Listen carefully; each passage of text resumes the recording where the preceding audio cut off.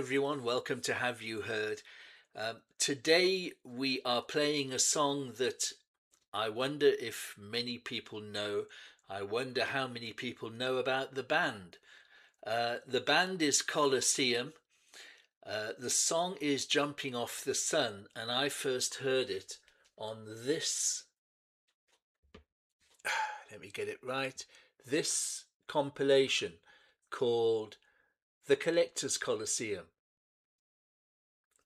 It is a compilation album of studio kind of remixes and re-recordings and offcuts that was released towards the end of 1971.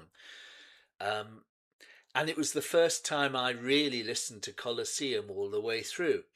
And I always thought at the beginning that these were the definitive versions of the songs. Most of these songs had been recorded earlier, and we'll talk about that afterwards. But in my mind, in my brain, and in my memory, these are the best versions. And this is particularly so with Jumping Off the Sun.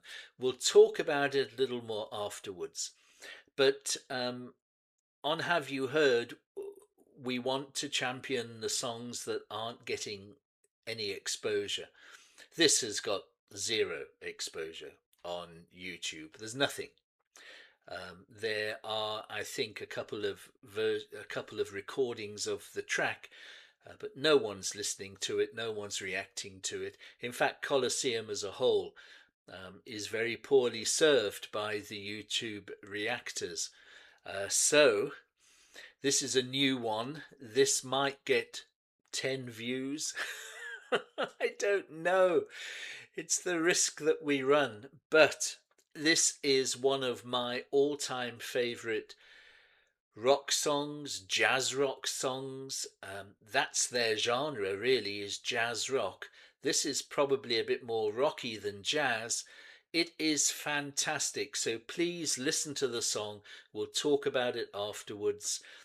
If you like the song, like the video, subscribe to the channel, make a request on Buy Me a Coffee, do all of those things.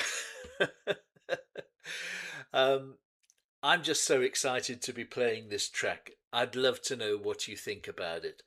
So here we go. It's Jumping Off the Sun by Colosseum, re-recorded in August of 1971. Take a listen.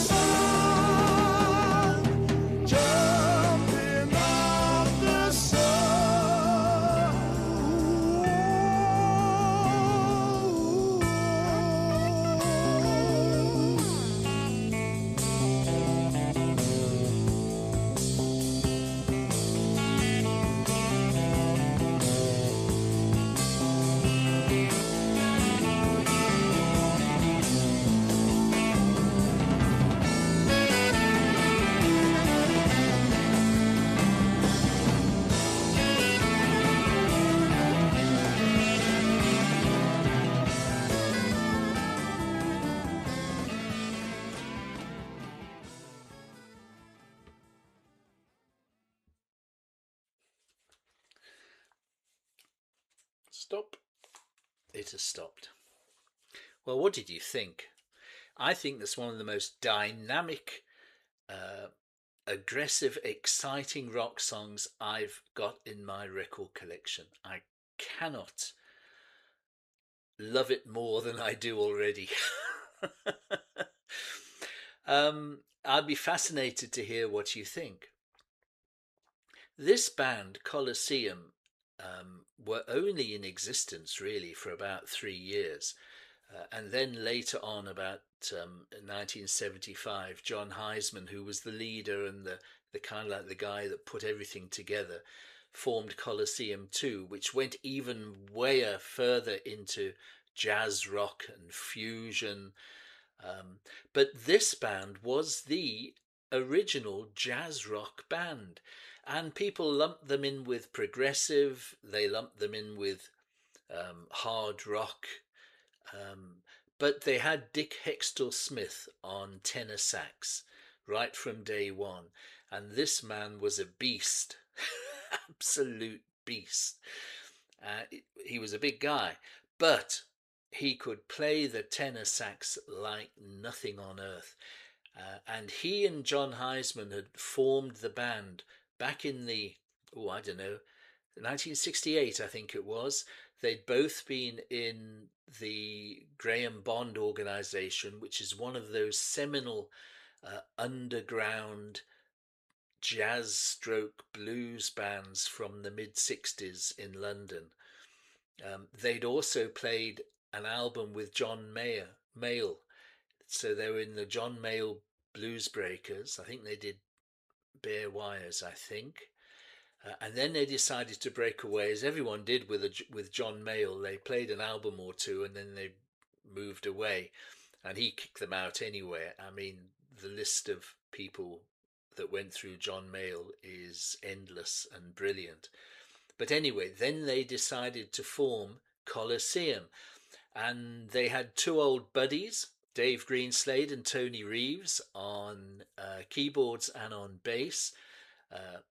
Old friends, so they joined, and they found a guitarist vocalist called James Litherland, and they made Those Who Are About to Die, We Salute You. That was their first album. Then they did Valentine Suite, which was quite a big seller in the UK. I've got a CD version here, and it's coupled with The Grass is Greener, which was their third album, but they only released that in the US. And this song was the opening track for The Grass is Greener. But by that time, the James Litherland, the guitarist, had left, and Dave Clem Clemson, came in on guitar, which is where I got to know about Colosseum, because Dave Clemson came from the same town in Staffordshire that I went to school in, that I grew up in before I moved down to London. And he was kind of like a hero amongst us 16, 17-year-olds at the time. One of our own was now a big rock star. I mean, we couldn't believe it. So for the Grass is Greener version, Dave Clemson sings. However, he's a brilliant guitarist, but his voice isn't as strong as Chris Farlow, who came in for their fourth album, Daughter of Time. And Chris Farlow sings on this version, and he's got a stronger voice. Now, some of you may know who Chris Farlow was. He was a blues and pop singer in the 60s in the UK, and he had a number of singles released. Other people would write the songs, and he got to number one with a Jagger Richards song called Out of Time. It was his only number one hit. He's kind of considered as a bit of a one-hit wonder, which is totally unfair, because he put out some really good songs. But he had a classic rock voice, and you can hear it there. So this version, which is on my Collector's Colosseum album, is on Daughter of Time, which is where I found it on Spotify. This is all very confusing, I know. But I just love this. And there are so many other versions on this Collector's Colosseum. I'm trying to find those versions on Spotify so I can play them on the channel in the future. Um, but maybe we'll get to that another day. But of course, it all doesn't stop there with this band, because they split up in 1971. Um, Dave Greenslade and Tony Reeves go and form Greenslade, and of course we've done a couple of their songs. Brilliant progressive rock band that did 4 superb albums in the first half of the 70s, twin keyboards, very innovative and wonderful. Dave Clemson, John Heisman, Dick Hextall-Smith continued with Colosseum. Mark Clark had come in on bass. Uh, and another link to a previous video we've done is that the song was written by Mike Taylor and Dave Tomlin. And I mentioned when we did Cream, we did a Cream song. Which one was it? I forgot the name of the song now. But that was written by, I think, Mike Taylor in collaboration with Ginger Baker. And I mentioned in that video that Mike Taylor was a co-writer of one of my favourite rock songs of all time, and this is it. And you go with another Ginger Baker connection. John Heisman replaced Ginger Baker in the Graham Bond organisation.